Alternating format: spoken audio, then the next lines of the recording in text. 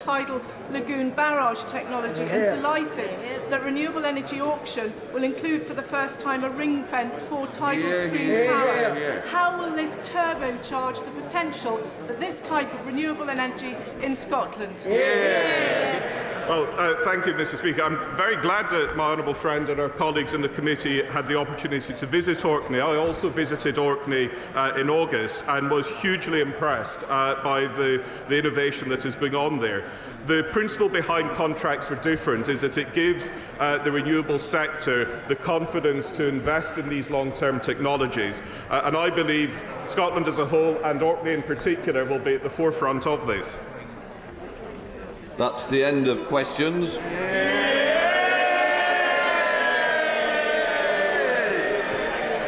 Before we come to Prime Minister's questions, I would like to point out that the British Sign Language interpretation proceedings is available to watch on Parliament Live TV. We now start with questions to the Prime Minister. Nick Smith. Number one, please, Mr. Speaker. Mr. Speaker, I'm sure the whole House will want to join me in wishing you, all members of staff, a Merry Christmas and indeed to all members, and a Happy New Year. And members from across the House will also want to join me in sending our warmest wishes to all our armed forces and all members of the emergency services, health and care workers, and especially those who will be working over Christmas, and not least those in our national mission to get boosted now. Mr. Speaker, this morning I had meetings with ministerial colleagues and others. In addition to my duties in this House, I shall have further such meetings later today. Nick Smith. Mr. Speaker, can I congratulate the Prime Minister and his wife on the birth of his baby daughter? Last week was Crime Week. Was it a success for you, Prime Minister?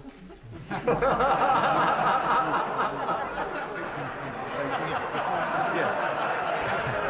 I'm very grateful and I thank him for his kind words. And yes, it was, Mr. Speaker, because last week we showed that we are not only the party that is putting in the resources to fight crime with 10,000 more police already recruited, but we are the party that is finally getting tough on the drugs gangs that blight the lives of children and communities up and down this country, and we won't tolerate middle-class drugs use any more than any other kind of drugs use, Mr. Speaker.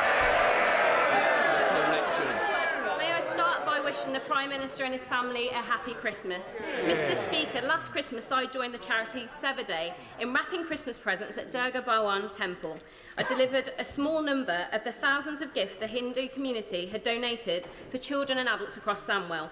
Will the Prime Minister join me in thanking Sevaday, Deepak, Mandu and Reena, who I'll be joining again this Friday at West Bromwich Sri Krishna Mandir? Yes, I thank my honourable friend for raising the work of Sevaday and for all the people of West Bromwich, Hindu community, who do make an incredible contribution to this country. And I'm delighted that the charity is again distributing donated gifts. Thank you to everyone involved, and particularly to my honourable friend for her efforts. We now come to the Leader of the Opposition, Keir Starmer.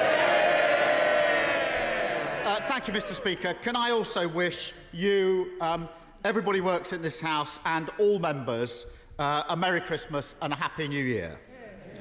And can I also send my congratulations to the Prime Minister and his wife on the birth of their daughter, and join the Prime Minister in supporting our armed forces and all those on the front line. Mr. Speaker, there were 200,000 Omicron infections on Monday. That's doubling every 2 or 3 days, and the NHS could be overwhelmed.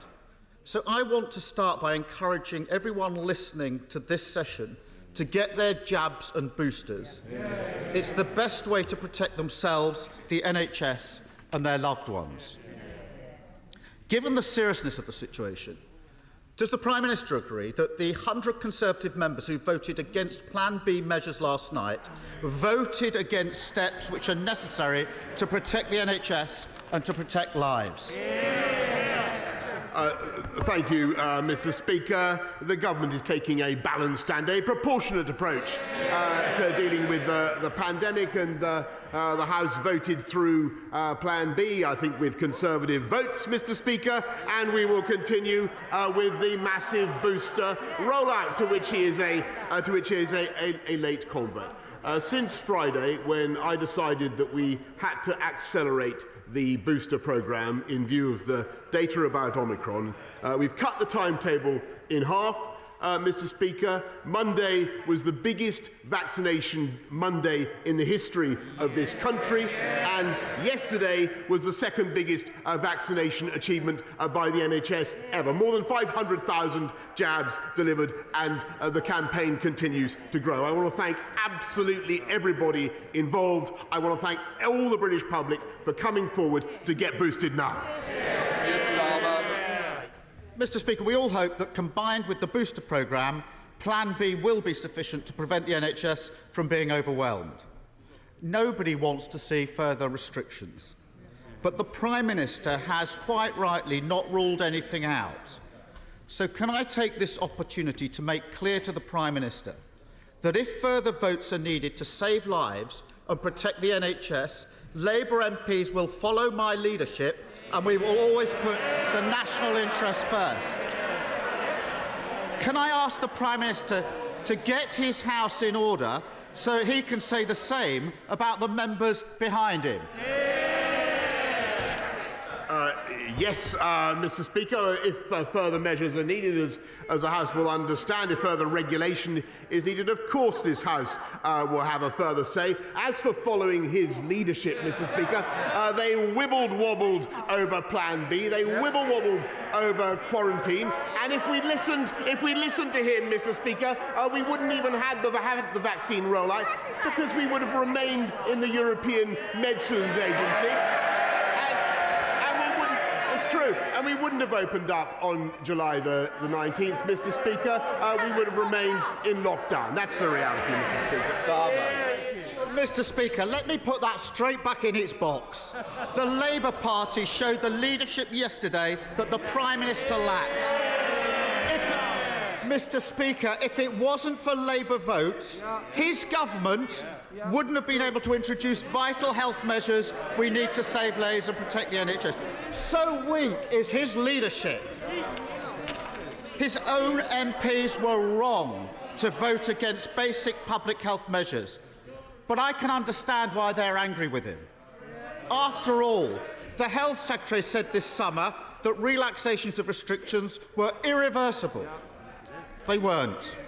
Only last week, the government... Order. I've been tempted by both of you a little bit too much. I think it's Christmas. That's the only reason you're going to remain. Prime Minister. Keir Starmer. Mr. Speaker, only last week the government was saying Plan B measures were not required. They are. Just like the rail revolution for the North. No one will have to sell their homes for social care, just like no tax rises. It's overpromise after overpromise until reality catches up. Does the Prime Minister understand why his own MPs no longer trust him? Mr. Speaker, there he goes again. He comes to this House pompously claiming that he wants to rise above party politics and support the efforts of the nation in delivering the vaccine rollout, and then he talks endlessly about party politics and plays political games. I think what the people of this country can see is as a result of what this government has done, with the decisions we've taken, the tough decisions that we've taken to deliver which he ducked, Mr. Speaker, to deliver the fastest vaccine rollout in Europe and now the fastest booster rollout. We now have, Mr. Speaker, the fastest growing economy in the G7 and more jobs today, 500,000 more jobs today than there were when the pandemic began. That is Conservative government in action, Mr. Speaker. We deliver, they complain. Mr. Speaker, the only person undermining public confidence is sitting right there. Here's the problem. His MPs are wrong to vote against basic public health measures, but they are not wrong to distrust him. Last week, the Conservative member for the Forest of Dean asked, why should people at home listening to the Prime Minister do things that people working in Downing Street are not prepared to do? Tory MP. The Conservative member for Shipley last week. ask the Prime Minister, can he give me any reason at all why I shouldn't tell my constituents to treat these rules the same way that Downing Street treated these rules last year? Now, the Prime Minister's had a week to come up with a good answer. Has he done so?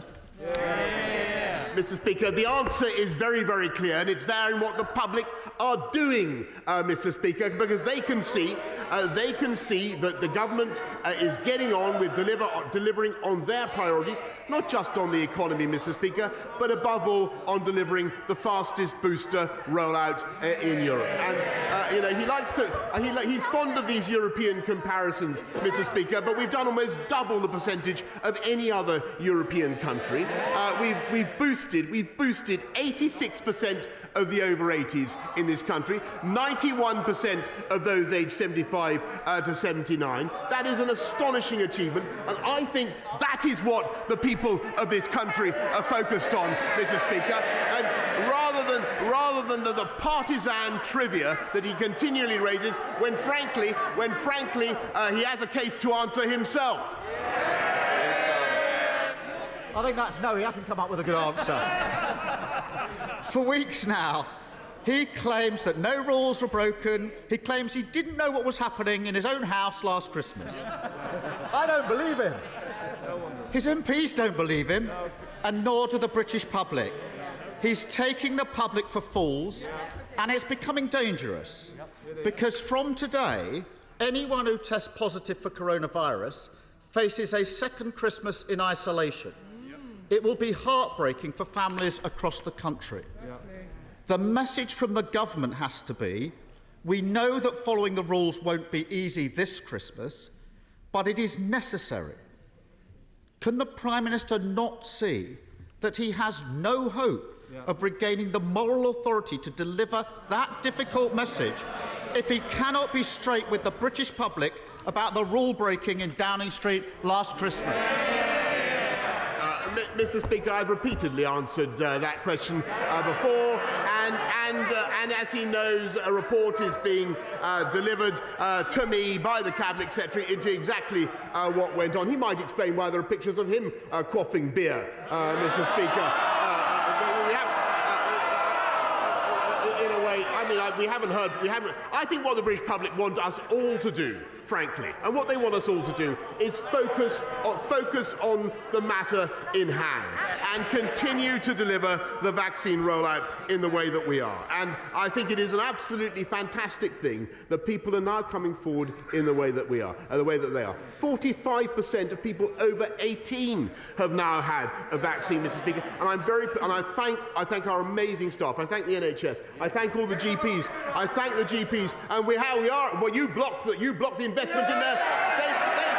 Mr. Speaker, they wouldn't vote for it. They wouldn't vote for investment in our NHS, Mr. Speaker. They wouldn't do it. I thank them for what they're doing. I can tell the House that we're now speeding things up by allowing people to avoid the 15-minute delay after they've been vaccinated, which I hope will encourage even more people to come forward. Mr. Speaker, the virus is spreading once again, and lives and livelihoods are at risk. The British public are looking for a Prime Minister with the trust and the authority to lead Britain through the crisis. Instead, we're burdened with the worst possible Prime Minister at the worst possible time. They're shouting now. Where were they in the lobby last night? His own MPs have had enough. They won't defend him. They won't turn up to support him.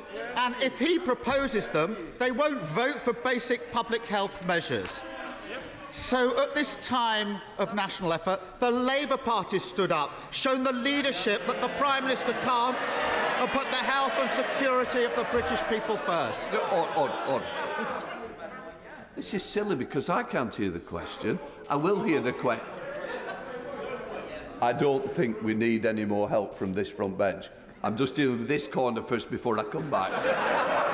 Can I just say, I understand it's the last PMQs and we're going to be coming back in the new year, but I do need to hear the question. And it may take a long time, but I will hear it. So please, I want to get through questions. I want you all to get away for Christmas. At this stage, you won't. Keir Starmer. Mr. Speaker, the Prime Minister is so weak that without Labour votes last night, vital public health measures wouldn't have got through. But this country can't... Says it's not true. Oh, God. I haven't got... It's not true. He's so socially distant from the truth. He thinks that that's not true. I don't know where to... We better press on. We can't go on with a Prime Minister who's too weak to lead. So will the Prime Minister take time this Christmas to look in the mirror and ask himself whether he has the trust and authority to lead this country? Mr. Speaker, thank you very much, Mr. Speaker. We won that vote last night with Conservative votes, as I told the House. I respect the feelings and I respect the anxieties that colleagues have about... Of course I do. I respect and understand the anxieties, the legitimate anxieties that colleagues have about restrictions on their liberty, but I believe, and on the liberty of people, but I believe that the approach that we're taking is balanced and proportionate and right for this country. And let me tell you, Mr. Speaker, let me tell the House about some of the... He talks about leadership, some of the decisions, the tough decisions that I've had to take. I had to decide to stay out of the European ventilator scheme, so we had our own ventilator challenge, which he then ridiculously attacked. I decided to go ahead of the rest of Europe, with the vaccine rollout, Mr. Speaker, which would have been impossible if we'd listened to him. I decided to go ahead with opening up our society and our economy on July the 19th, which he opposed, Mr. Speaker, which he opposed. And frankly, if we'd listened to him, never forget, we would not now have the fastest economic growth of the G7. It's because we took those courageous steps, Mr. Speaker, that we now have 500,000 more people in work now than there were when the pandemic began. And yesterday I saw 1.2 million job vacancies, Mr. Speaker. That is what Conservative governments do. They create employment. They create business opportunities. And above all, Mr. Speaker, we vaccinate, they vacillate. They jabber, we jab. They play party politics, Mr. Speaker, and we get on with the job.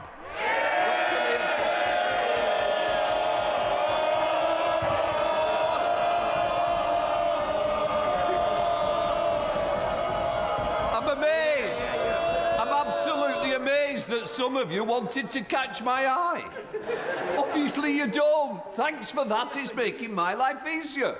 So don't be shocked when I wasn't going to put you in for that special question today. Let's come to the man of the moment, Dr. Liam Fox. Thank you, Mr. Speaker. As we look forward to 2022, one of the dates that stands out for me is the 21st of March, which will be International Down Syndrome Day. Yeah. In thanking the government for the support and indeed thanking all parties in the House for the support for the Down Syndrome Bill, can I ask the Prime Minister if he will give his personal commitment to ensure that we get that bill on the statute book before International Down Syndrome Day, when we will be the first country in the world to do so? We talk about global Britain. It can't just be about trade and diplomacy. It must also be about values. Wouldn't that be a great place for Britain to start?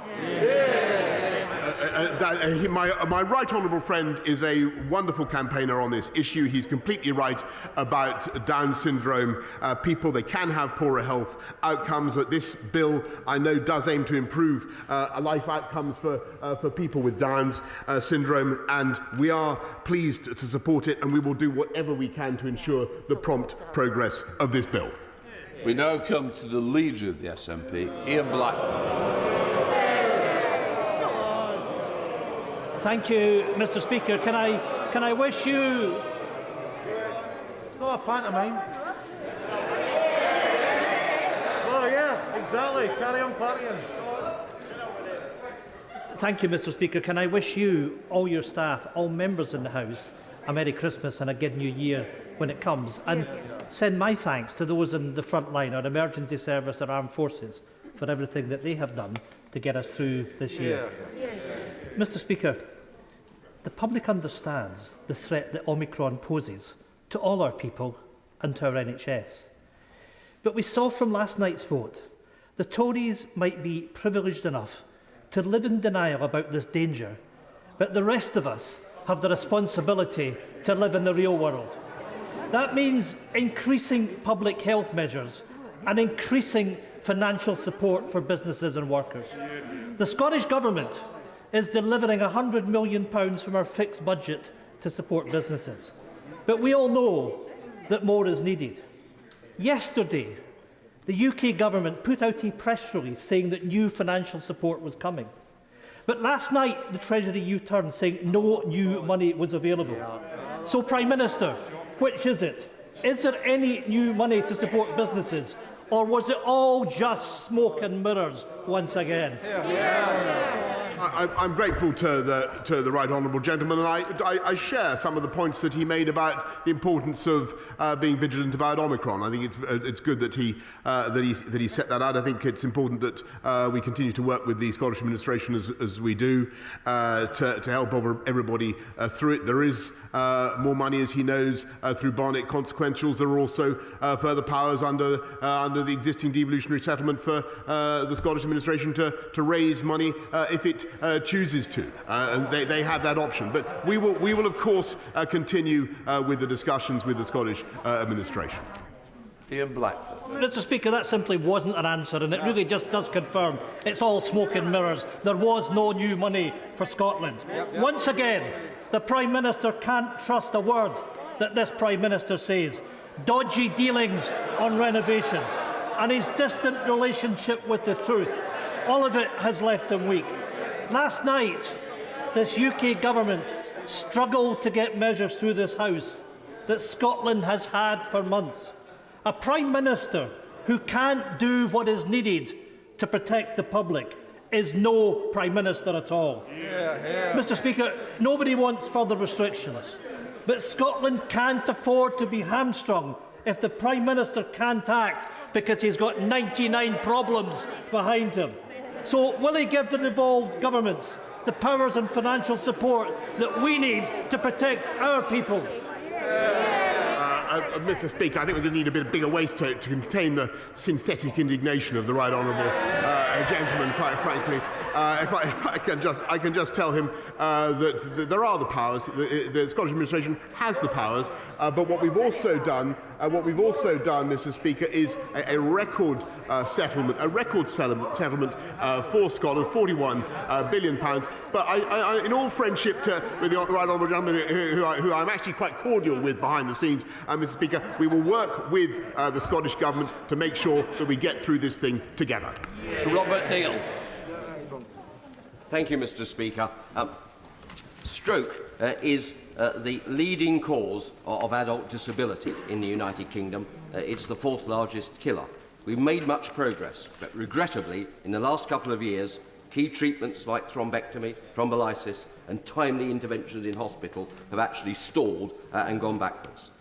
In particular, most stroke survivors do not receive less than half the recommended levels of rehabilitation, something which the Prime Minister knows my own family have experienced.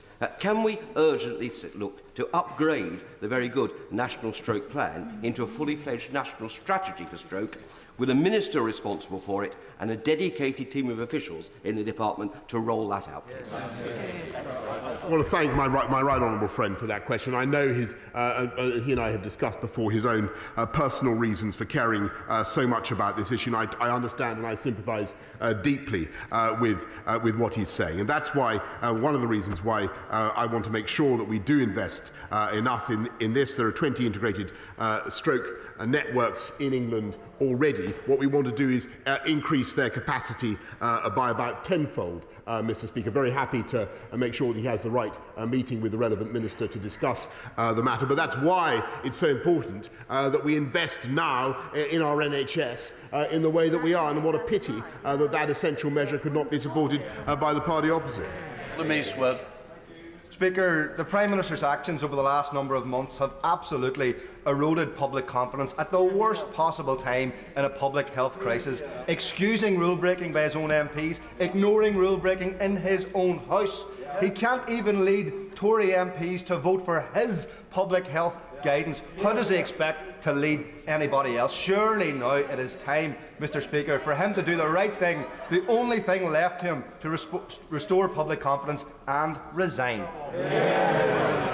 No, So, Mr. Speaker, I'm going to get on with protecting the public of this country and making sure that we get through this pandemic together as one United Kingdom, Mr. Speaker, and making sure that we protect trade between Great Britain and Northern Ireland in the way that I know he would want it protected. Peter Aldous. Thank you very much, Mr. Speaker. In East Anglia, there are, on the one hand, tremendous opportunities in such sectors as low-carbon energy and sustainable fishing, and yet, on the other hand, significant challenges with deep pockets of deprivation, particularly in coastal communities. I acknowledge the investment that has been made, but there is a concern locally that the government is yet to comprehend the scale of the opportunity that our region has to be a global exemplar in new and revitalised industries, and in doing so, bring transformative and long-term benefits to local people.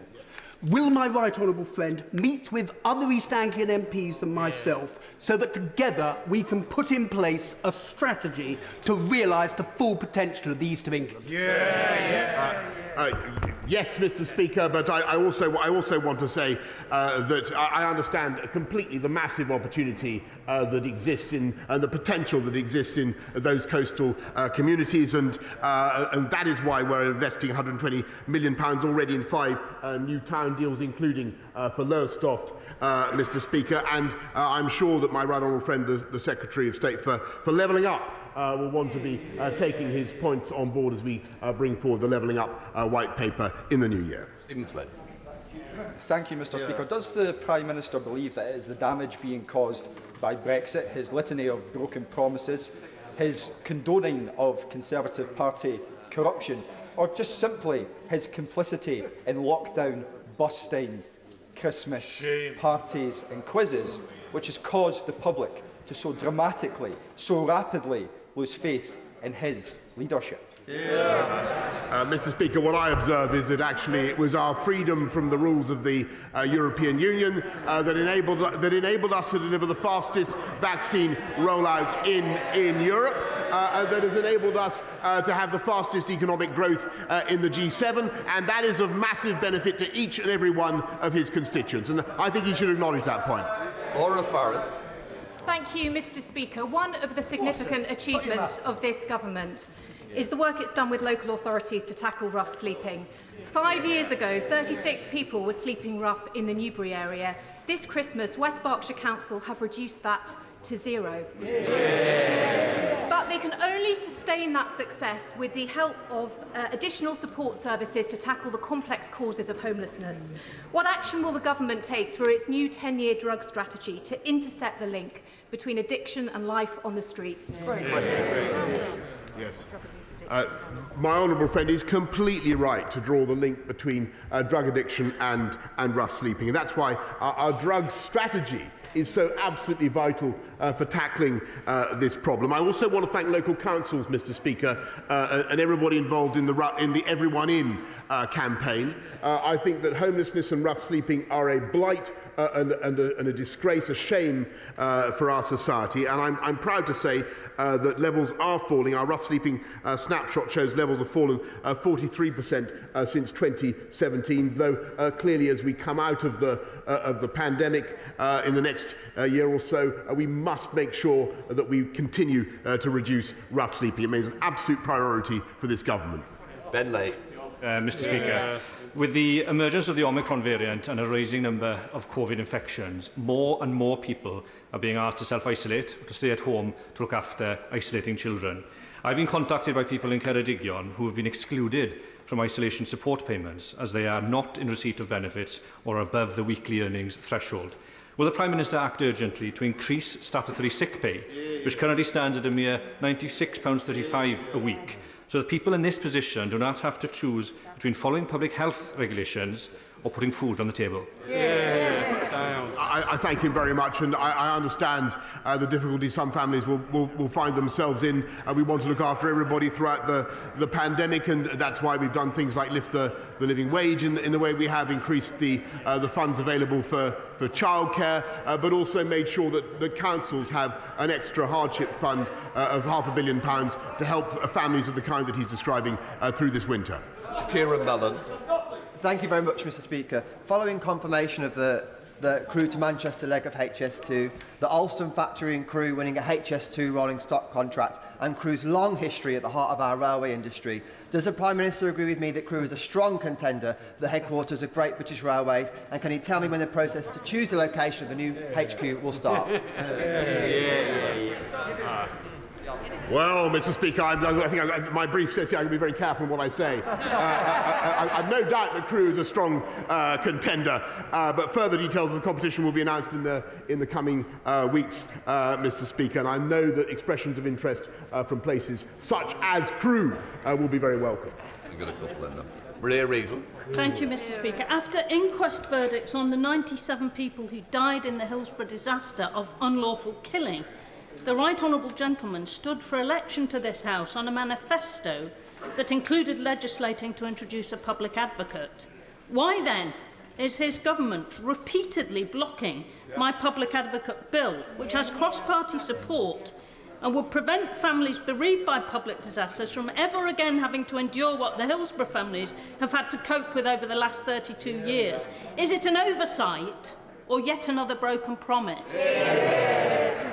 I thank the Right Honourable Lady, and no, we do recognise the importance of putting the bereaved and the bereaved of Hillsborough at the heart of an investigation, and we think that in certain circumstances funding may be available for a representation for the bereaved at a public inquiry or interest. We are considering, to her point, we are considering what steps should be taken. I will ensure that she has a meeting with the relevant minister in the relevant department, in the Home Office, as soon as possible.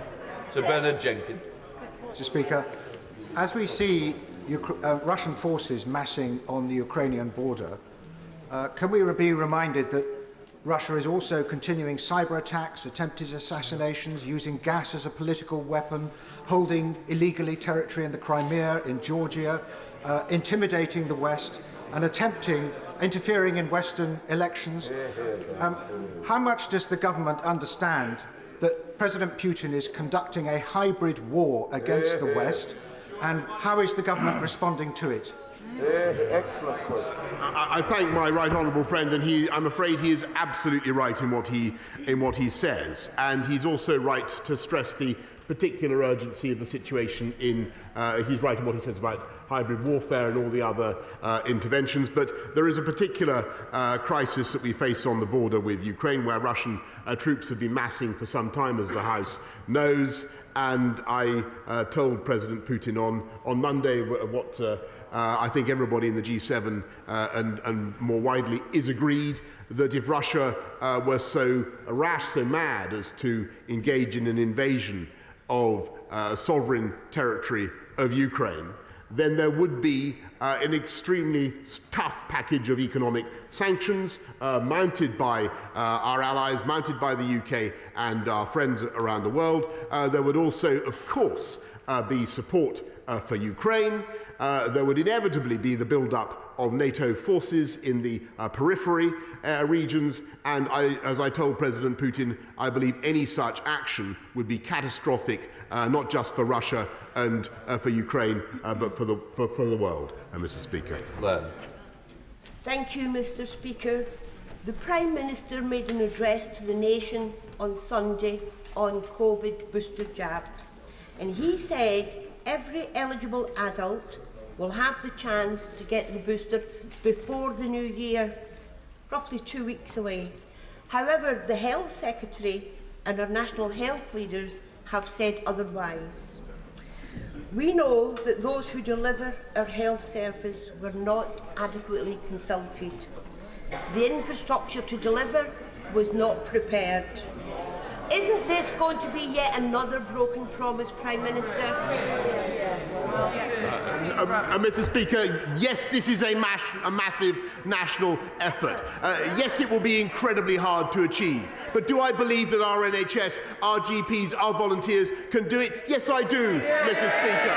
And I think that's the spirit in which she and the whole House should approach it. And rather than taking that approach, Mr. Speaker, can I advise all the Labour benches and all colleagues around this House to tell our constituents to get boosted now? Tom Tugendar.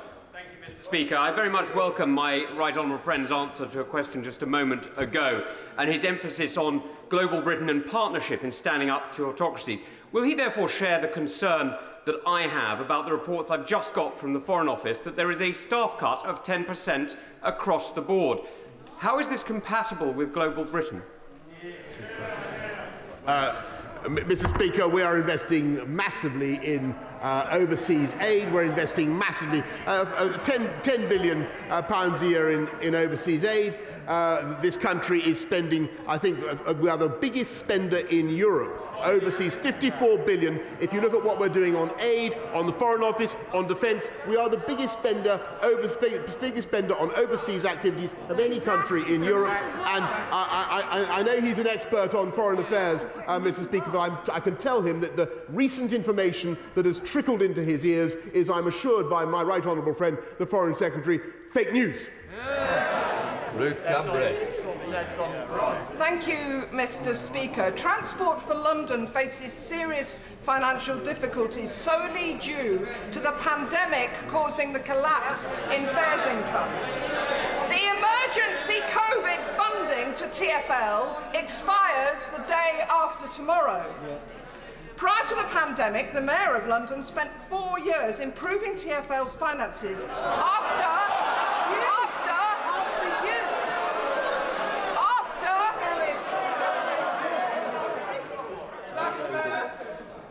There will be a nightmare.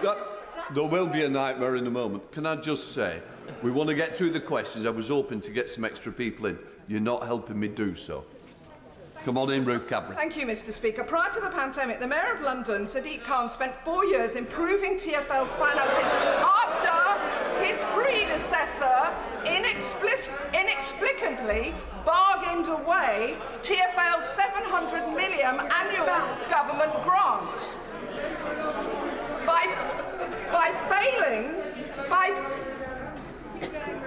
failing to meet the Mayor on extending the emergency COVID grant, this government is putting the city's economy and environment at risk. Rail companies have had additional support.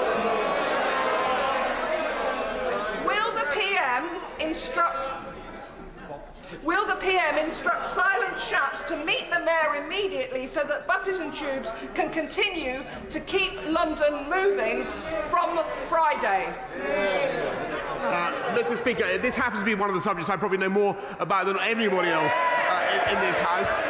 And I can tell her that when I was Mayor and I was Chairman of Transport for London, we had our finances in balance because I ran a responsible fares policy. When I left the mayoralty, we had Crossrail in surplus and we had our reserves in surplus. Mr. Speaker, what happened actually was that the Labour Mayor of London embarked on a reckless, unfunded fares policy,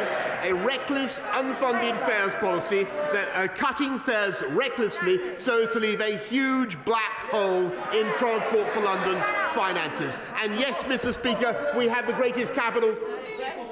I'm not going to dissent from, and we will of course help the stricken Labour difficulties in any way that we can, but blame lies fairly and squarely with City Hall.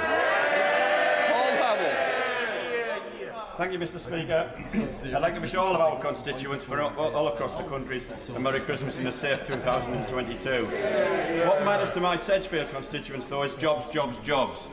Would the PM join me in congratulating Hitachi and Alstom in securing the HS2 rolling stock contract, which is a tremendous vote of confidence in the people of Newton Aycliffe and Sedgefield? And could I ask him to encourage the Secretary of State for Transport to confirm that the feasibility study for Furriel Station approved his earliest convenience so we can get on with levelling up, building back better for Furriel, Bishop Midland, Sedgefield and the Cornford?